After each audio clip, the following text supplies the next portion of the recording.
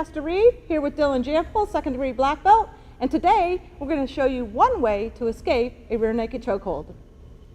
1. Tuck your chin to get air. 2. Throw your elbow for distraction and change mindset. 3. Rock back to loosen grip. And 4. Do your throw. Beat 'em up with the ground.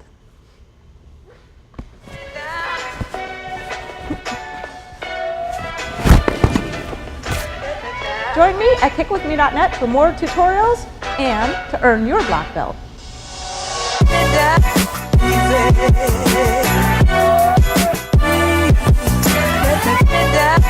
Easy.